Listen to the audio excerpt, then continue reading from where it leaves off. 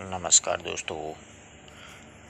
इस वीडियो में अपन लोग चर्चा करने वाले हैं भक्ति काल के बारे में। भक्ति काल के कुछ वस्तुनिष्ठ प्रश्नोत्तर हैं, उनको अपन पढ़ेंगे। तो देखिए, भक्ति काल का जो समय है वो 1350 से 1650 ईस्वी निर्धारण किया, यानी हिंदी साहित्य इतिहास का ये दूसरा भाग है जिसको अपन भक्ति काल के नाम से जानते हैं। और भक्ति काल को हिंदी साहित्य का स्वर्ण युग भी कहा जाता है, जो कि सर्वप्रथम जॉर्ज अब्राहम ग्रियर्सन के द्वारा कहा गया था कि ये हिंदी साहित्य इतिहास का स्वर्ण काल है। अब देखिए, पहला प्रश्न है कि निम्न में से किसने रामायण का बंगला रूपांतरण किया। अच्छा प्रश्न है, ये बहुत बार पूछा जाता है। यानी रामायण जो लिखी थी उसका बंगला में रूपांतरण यानी बंगला भाषा में किसने लिख डाली, तो ये कृत्तिवासी रामायण के नाम से लिखी गई थी। किसके नाम से लिखी गई? कृत्तिवासी रामायण। दूसरा प्रश्न है कि किसने ज्ञानेश्वरी की पहली बार विश्वसनीय संस्करण प्रकाशित करवाया। ये ज्ञानेश्वरी नाम सुना है कभी?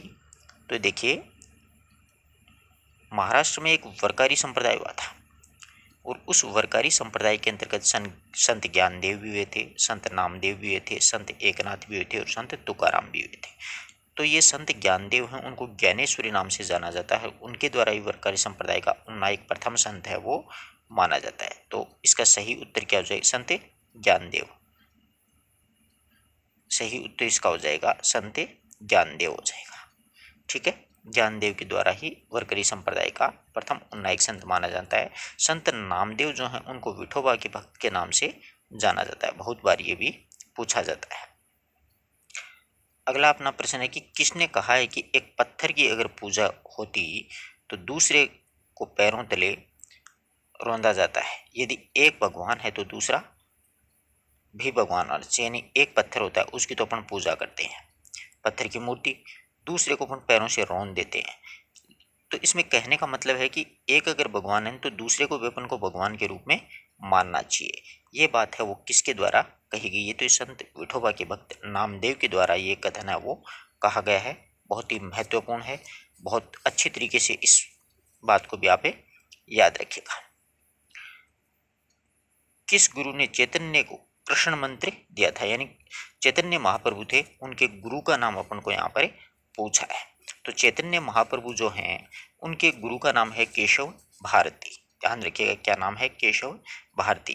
चैतन्य महाप्रभु जो हैं उनका मूल नाम निमाई, विशंबर, गौरांगा अनेक नाम मिलते हैं और इनके द्वारा चैतन्य संप्रदाय की स्थापना की गई थी। केशव भारती इनके गुरु थे, जो इनका नाम बदल करके चैतन्य ने कर दिया था। इन्होंने भगवान श्री कृष्ण की पूजा है वो ब्रजेंद्र नाथ के रूप में की थी, यानी ब्रजेंद्र कुमार थे, ब्रजेंद्र कुमार के रूप में माना है इन्होंने। अचिंत्य भेदा भेद इनका मूल जो दर्शन होता है वो है। सिद्धांत जो होता है ना, जैसे शुद्धता द्वैतवाद, भेदा भेदवाद, इस प्रकार से।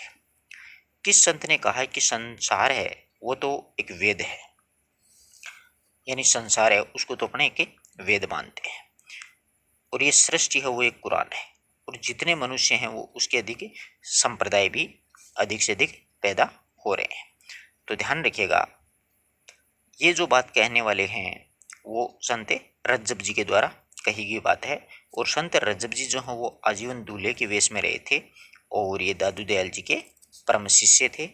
और दादू दयाल जी की रचनाओं का संकलन है वो संत रज्जब जी के द्वारा भी किया गया है। अंगवधु नाम से इन्होंने दादू दयाल की रचनाओं का संकलन है वो किया है। किसने कहा है कि जीव उतना ही सत्य है जितना कि ब्रह्मा, क्योंकि जीव ब्रह्म है, कोई एक अंश नहीं है। बहुत ही अच्छा प्रश्न है, बहुत ही शानदार प्रश्न है। तो ये अंश वाला ये शब्द आ जाता है तो ये वल्लभाचार्य जी पे ऑटोमेटिक दिमाग चला जाना चाहिए, क्योंकि वल्लभाचार्य जी जो भी हैं उन्होंने एक्चुअल में क्या है कि भक्ति का मार्ग पुष्टि अपनाया है। पुष्टि का मतलब पोषण।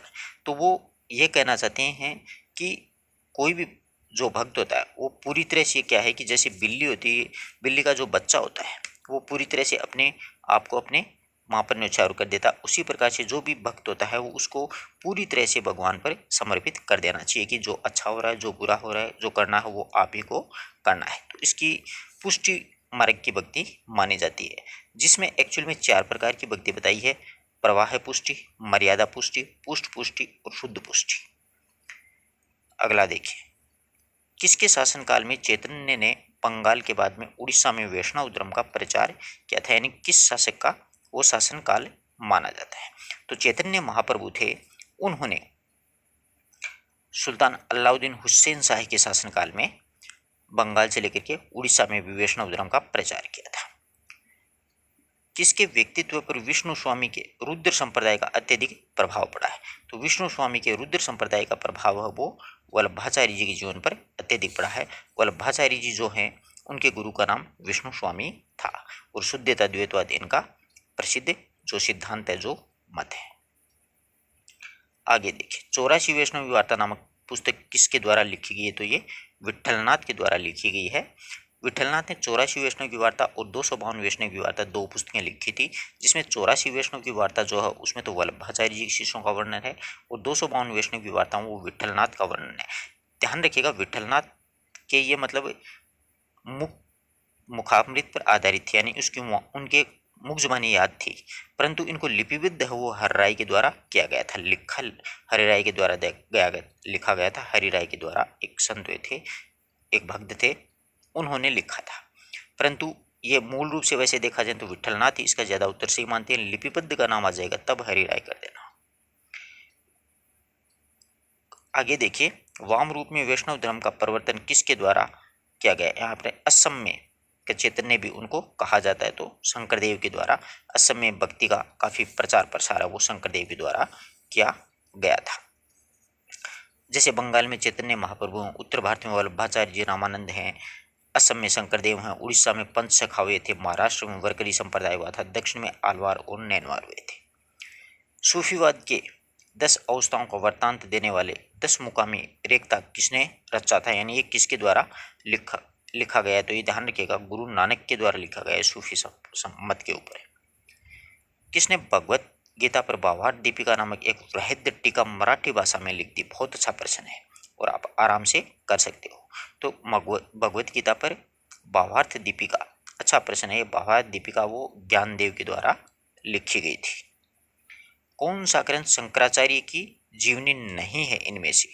तो ध्यान रखिएगा, तिरुमल दक्षिणी रचित श्री शंकर भूदेव महाकाव्य भी है, माधव रचित शंकर दिग्विजय भी है, ये व्यासचल रचित शंकराभरण ये नहीं है इसमें, ये ऊपर वाली दोनों है। किस महान व्यंग्यकार ने अपने समय की सभी संस्थाओं का उपहास किया है, यानी अपने समय में जितनी भी संस्थाएं थी उन सभी का उपहास है वो किसके द्वारा किया गया। तो ऐसी बात तो सिर्फ और सिर्फ कबीरदास जी ही कर सकते हैं, और की तो हिम्मत ही नहीं होती थी।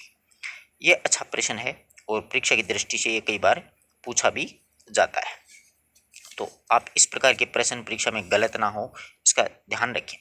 इसमें सुमेलित कीजिए, मतलब रामानुजाचार्य ने श्री संप्रदाय की स्थापना की, रामदास ने परमार संप्रदाय, रामानंद रामावत संप्रदाय, शंकरदेव स्मृति संप्रदाय, रामदास के द्वारा परमार संप्रदाय। तो ये शंकराचार्य है ना, उन्होंने स्मार्त संप्रदाय की स्थापना की थी, न कि स्मृति संप्रदाय की। इस बात का ध्यान रखिए, स्मृति स्मार्त कोई ज्यादा इसमें भेद नहीं है। इस प्रकार के प्रश्न वो अक्सर परीक्षा में पूछ लिए जाते हैं। यदि संस्कृत देव की भाषा है, यानी देवताओं की भाषा है, तो मेरी मातृभाषा तो दस्युओं की भाषा हो गई। ये किसका कथन है, यानी अपनी मातृभाषा के प्रति प्रेम प्रकट किया था कि अगर संस्कृत देव की भाषा है तो मेरी जो मातृभाषा है वो तो एक तरह से दस्यु की भाषा है। एक तरह से ये व्यंग्य किया गया है। ये एकनाथ के द्वारा कही गई बात है। किसके द्वारा कही गई बात है, एकनाथ के द्वारा। भक्ति आंदोलन का असली विकास जो है वो किन 2 शताब्दियों के मध्य हुआ। अच्छा प्रश्न है। 7वीं से 12वीं शताब्दी के मध्य भक्ति आंदोलन का उदय हुआ था। ईश्वर मनुष्य के गुणों को देखता है, उसकी जाति को नहीं। दूसरे संसार में कोई जाति नहीं है। यह कथन किसके द्वारा है, बात बहुत अच्छी है, रामानंद जी के द्वारा कही गई बात है कि ईश्वर है वो मनुष्य के गुणों को देखता है, उसकी जाति विशेष को नहीं देखता है। दूसरा, उसके संसार में कोई जाति नहीं है। निम्न में से कौन सा कथन सही है। इसमें सही कथन अपन को पूछा है। शंकराचार्य सगुण उपासना की पर जोर दिया था, ये गलत है। शंकराचार्य ज्ञान के साथ साथ निर्गुण ब्रह्म की उपासना पर जोर दिया, बात सही है। शंकराचार्य ने इस में विष्णु मान करके उसकी आराधना का मार्ग प्रस्तुत किया, ये भी बात सही है। परंतु सगुण नहीं थे शंकराचार्य, क्या थे, नाथ संप्रदाय से माने जाते हैं। अद्वैतवाद का प्रवचन किया था। आचार्य रामानुजन जी की पीढ़ी में पहले संत थे जिन्होंने भक्ति के द्वारा जन सामान्य में नया मार्ग दिखाया। इन्होंने एकेश्वरवाद पर जोर देकर के हिंदू मुसलमानों में प्रेम भक्ति संबंध के साथ साथ सामाजिक समाधान भी प्रस्तुत किया। उन्होंने न किसी देवता विशेष पर ध्यान केंद्रित किया, न किसी उपासना पद्धति पर जोर दिया। ये किस संत के बारे में कही गई बात है, तो ये आराम से आप लोग कर लोगे, ये रामानंद जी के द्वारा कही गई कथन है। ऐसे कथन अधिकांशतः परीक्षा में कबीर की तरफ ध्यान जाता है, परंतु ध्यान दीजिएगा कुछ कुछ कथन अन्य संतों के द्वारा भी कहे गए हैं। हिंदू मुस्लिम धर्म की एकता पर बल देने वाले प्रथम संत कौन माने जाते हैं, तो हिंदू मुस्लिम एकता पर बल सबसे पहले कबीर के द्वारा ही दिया गया था। भक्ति भावावेश की वह स्थिति है जिसमें निमग्न होने पर भक्त जाति धर्म कुल गोत्र तथा सांप्रदायिकता की संकुचित भावना से मुक्त होकर के जीवन के उदात्त भावभूमि पर विचरण करने लग जाता है। भक्ति की यह परिभाषा किसके द्वारा दी गई है, तो भक्ति की यह परिभाषा वो चैतन्य महाप्रभु के द्वारा दी गई है। अच्छा कथन है, नोट कीजिएगा ऐसे कथनों को। अकबरनामा में किस संत का उल्लेख इसमें मिलता है, सूरदास का, रामानंद का, चैतन्य महाप्रभु का, या इनमें से कोई नहीं मिलता है। तो अकबरनामा जो है उसमें